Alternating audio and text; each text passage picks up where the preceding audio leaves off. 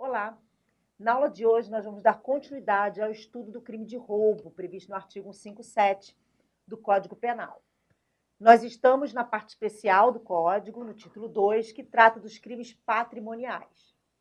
Na última aula, nós analisamos os elementos constitutivos do crime, previsto no caput do artigo 157. Falamos de algumas questões relacionadas ao roubo de uso, a questão das espécies de violência, a real, a moral, a imprópria.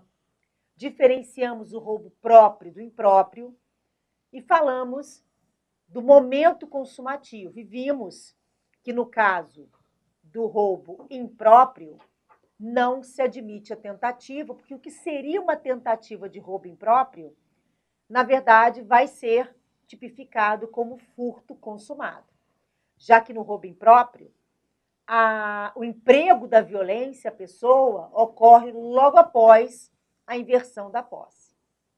Já no roubo próprio, que é o caput do 157, lembrando que o impróprio está no parágrafo 1º, nós temos a aplicação daquelas teorias que nós vimos quando vimos o crime de furto, prevalecendo a chamada teoria da apreensio ou teoria da amócio, também para o crime de roubo. Inclusive, pode mostrar o slide, por favor, nós temos a súmula número 582 do STJ, que diz assim: consuma-se o crime de roubo com a inversão da posse do bem, mediante emprego de violência ou grave ameaça, ainda que por breve tempo, e em seguida a perseguição imediata ao agente e recuperação da coisa roubada, sendo prescindível a posse mansa e pacífica ou desvigiada. Então, a súmula 582 do STJ, ela corrobora com o entendimento que é praticamente pacífico na doutrina, na jurisprudência, de que tanto para o crime de furto quanto para o crime de roubo, na sua modalidade própria, que é o caput do 157, adota-se a chamada teoria da amócio. Bom, e aí iniciamos o estudo do parágrafo 2º do artigo 157, que vocês estão vendo aí no slide, que vai trazer o chamado roubo circunstanciado, que são as circunstâncias que majoram a pena e que devem ser observadas pelo juiz na terceira fase da dosimetria da pena. Isso porque nós temos aqui as majorantes ou causas de aumento de pena, e conforme artigo 68, caput do Código Penal, elas são levadas em consideração no momento em que o juiz vai calcular a pena definitiva. Lembrando que a gente adota o sistema trifásico para a dosagem da PPL, da pena privativa de liberdade. Na primeira fase, calcula-se a pena base, analisando-se as circunstâncias judiciais do artigo 59 do Código Penal. Na segunda fase, a chamada pena intermediária, onde observa-se agravantes e atenuantes. E, por fim, na terceira fase, calcula-se a pena definitiva, observando as causas de aumento, também chamadas de majorantes da pena, e as causas de diminuição de pena, também chamadas de minorantes ou privilégios. Então, o parágrafo 2º vai trazer essas circunstâncias que majoram a pena, por isso que ele é chamado de roubo circunstanciado. E aí, nós começamos a estudar o inciso 2, que trata do concurso de pessoas, mas antes, eu mencionei com vocês que existe aí um mínimo e um máximo de majoração da pena. Esse quantum de 1/3, que pode chegar até a metade, leva em consideração o número de circunstâncias que envolve a situação fática. Só chama atenção para a súmula 443 do STJ, que diz assim: o aumento na terceira fase de aplicação da pena no crime de roubo circunstanciado exige fundamentação concreta, não sendo suficiente para sua exasperação a mera indicação do número de majorantes. Então, de acordo com o STJ, esse aumento da pena, que pode variar de 1/3 até metade, vai levar em consideração o número de circunstâncias que se enquadram no parágrafo 2º, entretanto, não somente É preciso que o juiz fundamente concretamente por que, com base em 2 circunstâncias do parágrafo 2º, ele aumentou a pena, por exemplo, da metade.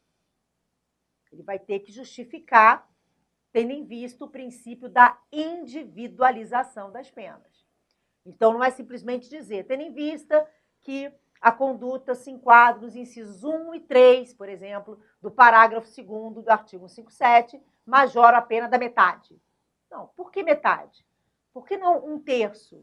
Por que não um pouco mais de 1/3, mas não o máximo de majoração previsto ali no parágrafo 2º? Então, o STJ, o Superior Tribunal de Justiça, ele está privilegiando o princípio constitucional da individualização das penas, determinando que o juiz, além de indicar quais são as circunstâncias majorantes que estão presentes do parágrafo 2º do 157, também o quantum dessa majoração com base nesse número de circunstâncias ali elencadas.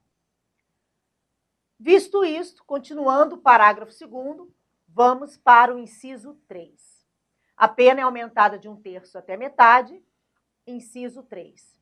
Se a vítima está em serviço de transporte de valores e o agente conhece tal circunstância. Então, primeiramente, em serviço. Vamos imaginar que eu sou proprietária de uma empresa de transporte de valores. Eu tenho carros fortes que eu utilizo para transportar valores dos meus clientes e contrato a minha empresa para isso. E aí eu recebo um telefonema de uma cliente muito importante, né, da minha carteira de clientes, que é dona de uma joalheria e que precisa, com uma certa urgência, levar algumas joias de uma loja para outra. Acontece que eu estou sem funcionário no dia, os poucos funcionários que foram trabalhar, em razão de uma calamidade, alguma coisa que aconteceu na localidade, que impediu que mais de metade dos meus funcionários pudessem chegar no trabalho naquele dia. Então, eu estou com menos da metade do meu contingente, né, dos meus funcionários, mas eu não posso deixar de atender essa cliente, que é uma cliente importantíssima. Então, eu vou, eu mesma, conduzir um desses veículos para transportar a joia de um lugar para outro. Nesse caso, eu estou em serviço de transporte de valores. Qual é a controvérsia? Eu sou a dona da empresa. Eu não sou funcionária da empresa. Entretanto, se nós pensarmos que eu fui contratada, a minha empresa foi contratada por essa proprietária dessas joalherias, eu posso estar em serviço de transporte de valores. Agora, mesmo sendo a proprietária. Agora, vamos imaginar que eu também sou dona de joalheria. Então, além de ter uma empresa de transporte de valores, eu tenho algumas joalherias. E eu mesmo vou fazer o transporte das joias de uma loja para outra. E agora? Agora, eu fui roubada, né? Alguns sujeitos cercaram o veículo e levaram as joias. Esses sujeitos terão esta majorante. Eu sou a vítima, mas eu estou em serviço de transporte de valores, porque, afinal de contas, eu sou a dona da transportadora e das joalherias. Essa é uma questão controvertida em razão do princípio da legalidade, do próprio princípio da taxatividade. Eu não estou prestando serviços para terceiros, eu estou transportando valores das minhas próprias joalherias, utilizando o meu próprio veículo para isso. É uma questão controversa. Outro ponto diz respeito a essa parte final. O sujeito ativo tem que saber que o sujeito, a vítima, está em serviço de transporte de valores. Então, vamos imaginar que não é um carro forte, porque o carro forte não tem como o sujeito ativo dizer que não sabia que estava transportando valores. Não é um carro forte, é um carro blindado, mas é um carro de passeio, vamos dizer assim. E lá estão as joias, que estão sendo levadas de uma joalheria para outra. E agora? E agora que, mesmo que seja um serviço de transporte de valores, se esse veículo for roubado, a acusação vai ter que comprovar que o sujeito ativo ou os sujeitos ativos sabiam que naquele momento aquele veículo de passeio estava ali em serviço de transporte de valores. Porque se não ficar comprovado que o sujeito ou os sujeitos ativos conheciam dessa circunstância, não terá o aumento de pena. Essa parte final do inciso 3, ela vem, né, respeitando o princípio da não culpabilidade, o princípio do nullum crimen sine culpa, também chamado de princípio da responsabilidade subjetiva no direito penal. Ninguém pode ser responsabilizado objetivamente, salvo a discussão que envolve a pessoa jurídica respondendo criminalmente por crimes ambientais. Tirando essa questão pontual, que há quem defenda que ali há uma responsabilidade objetiva, no direito penal não pode haver responsabilidade objetiva, a responsabilidade tem que ser subjetiva. Então, se o sujeito desconhece da circunstância, ela não pode ser imputada. Se não tivesse essa parte final do inciso 3, podem ter certeza que teria controvérsia, como acontece em várias situações. Nós passamos por vários tipos penais, por exemplo, que aumentam as penas quando a vítima é idosa, por exemplo. Mas vamos imaginar que, aparentemente, fisicamente, a vítima não pareça idosa. Ela tem 70 anos, mas tem aparência de 40. O sujeito ativo não sabia que estava praticando um crime contra uma pessoa idosa.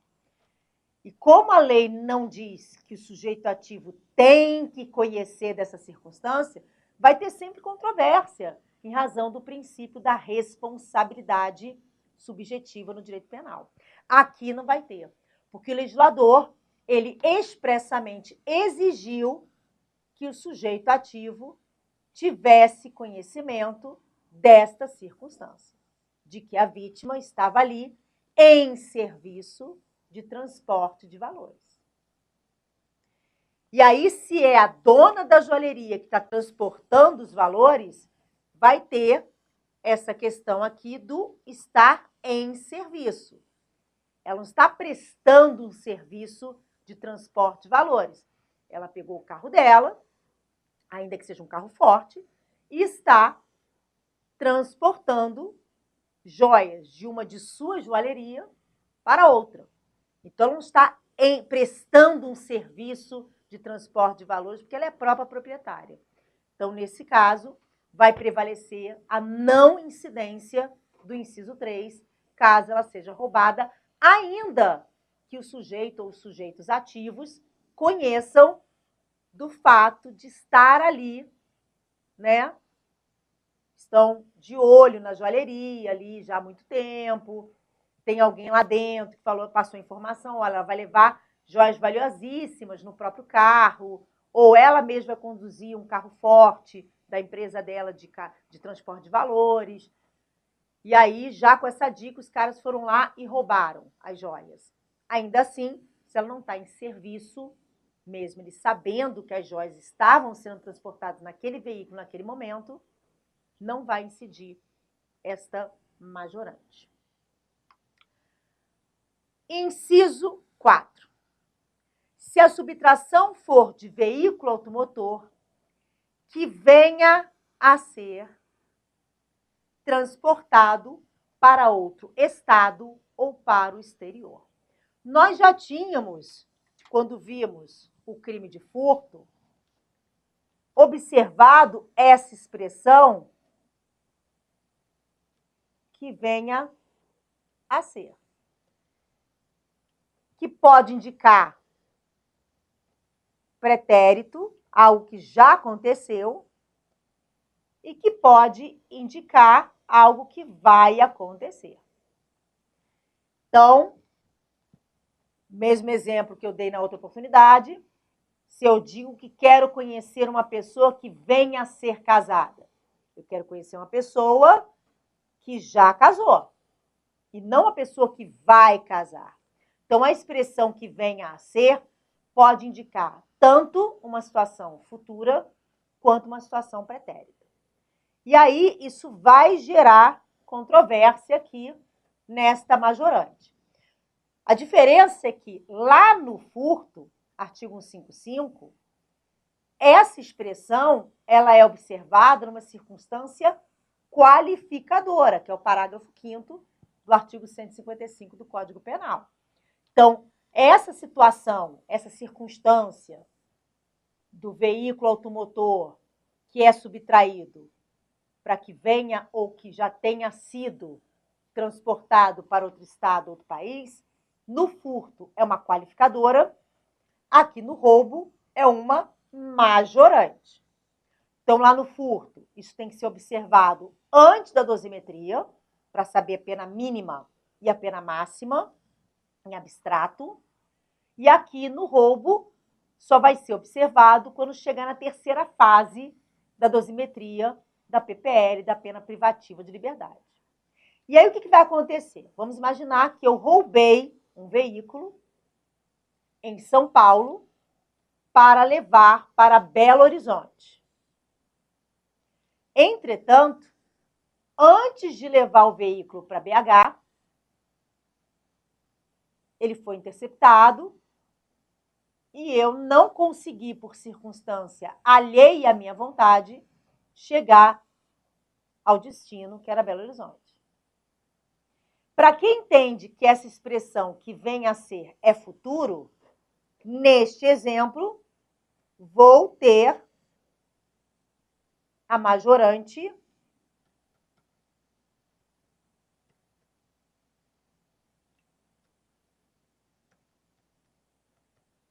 mesmo que o veículo não tenha chegado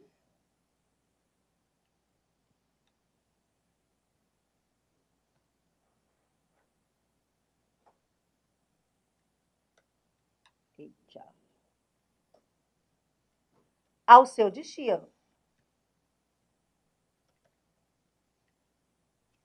Então, vai incidir a causa de pena. Para quem defende que venha a ser é passado, a majorante só vai incidir quando o veículo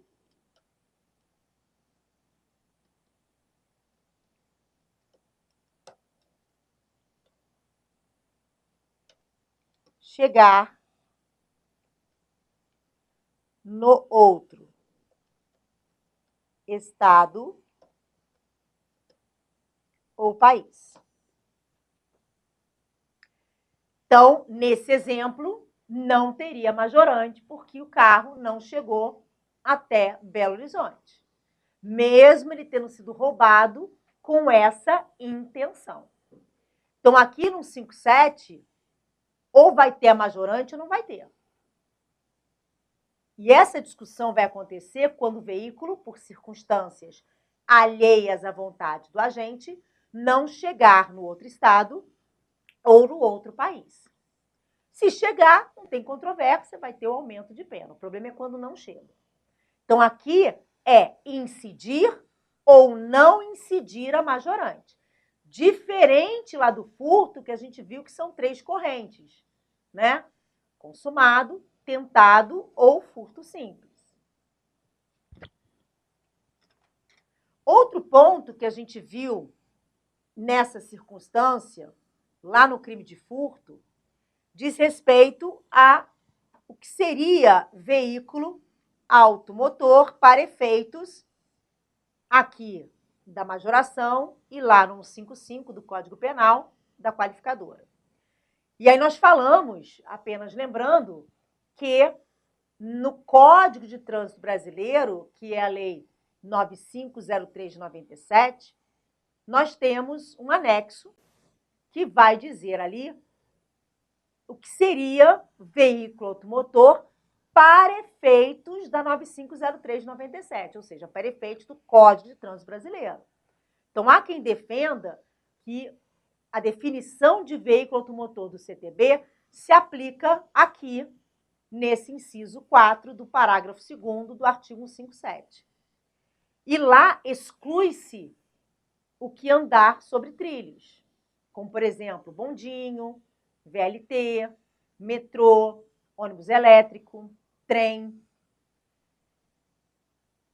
Então, quem defende que a gente tem que adotar esse conceito, né, essa definição de veículo automotor do CTB aqui, se for roubado um bondinho para levar para São Paulo, do Rio para São Paulo, não vai ter esse aumento de pena, tendo em vista que não se enquadra na definição de veículo automotor porque anda sobre trilhos, conforme o anexo da 9503 de 97.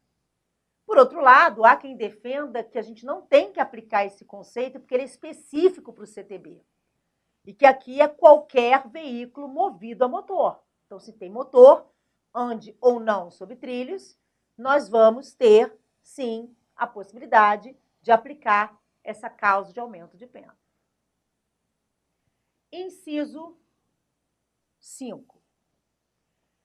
Se o agente mantém a vítima em seu poder, restringindo sua liberdade. Bom, para a gente trabalhar o inciso 5, a gente vai ter que diferenciar roubo de extorsão. Por quê? A restrição da liberdade é majorante do roubo, é qualificadora do crime de extorsão, que é o chamado sequestro relâmpago, que está no parágrafo 3º do 158, e é elementar do crime de extorsão mediante sequestro, que está no 159. Então, a privação da liberdade é elementar do 159, é circunstância do 158, parágrafo 3º, e é circunstância do 157, parágrafo 2º, inciso 5.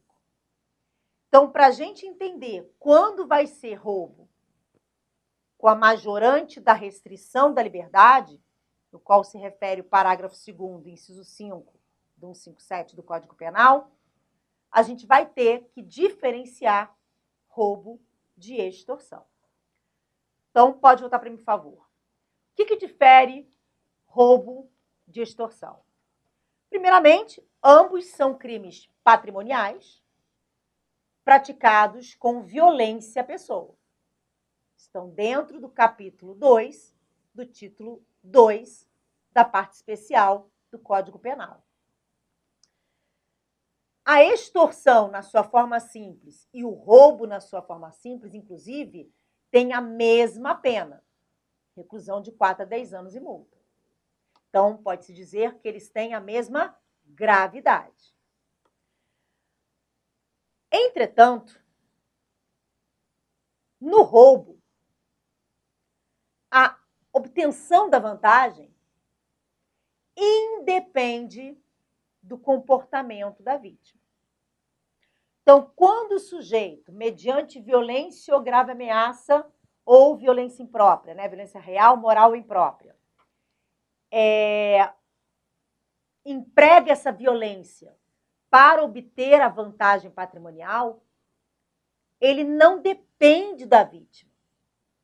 Na verdade, ele emprega a violência para que a vítima não atrapalhe a subtração.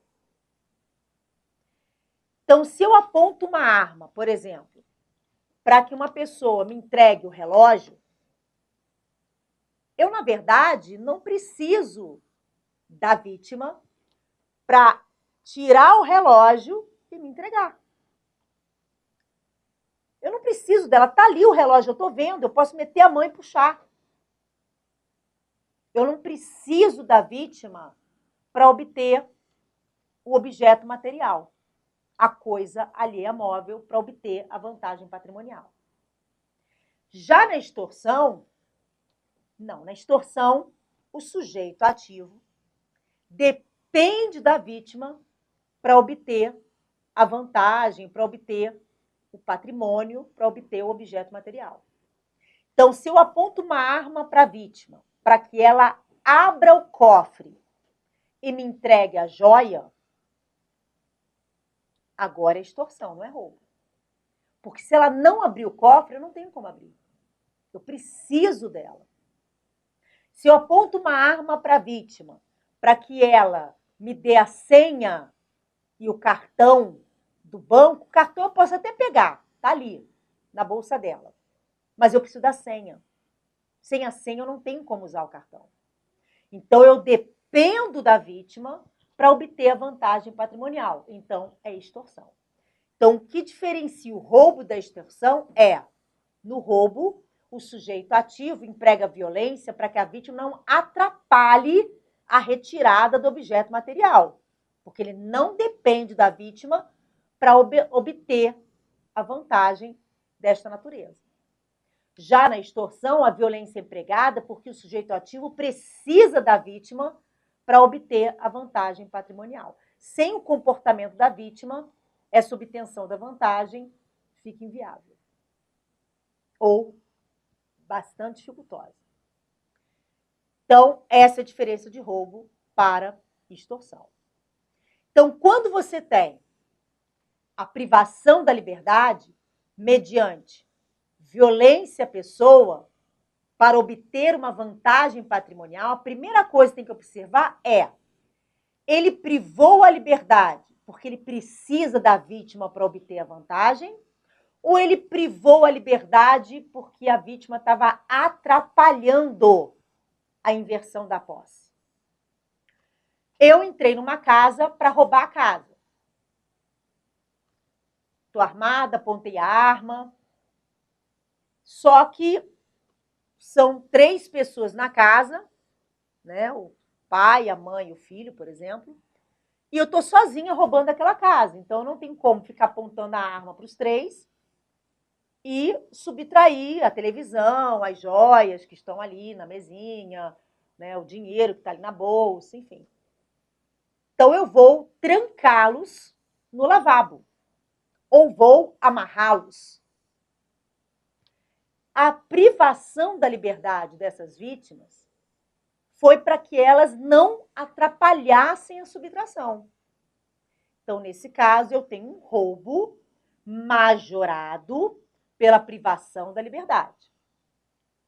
Agora, se eu tranco essa família nessa casa para exigir um resgate, por exemplo, ou para obrigar que o pai me entregue o cartão do banco e a senha, ou pego esse pai e levo para o banco para que ele tire o dinheiro, é porque eu preciso dessa ou dessas pessoas para obter a vantagem patrimonial. Então, isso não é roubo majorado pela restrição da liberdade. Ou vai ser extorsão qualificada ou extorsão mediante sequestro. A gente vai ver a diferença daqui a pouquinho no próximo bloco. Até já.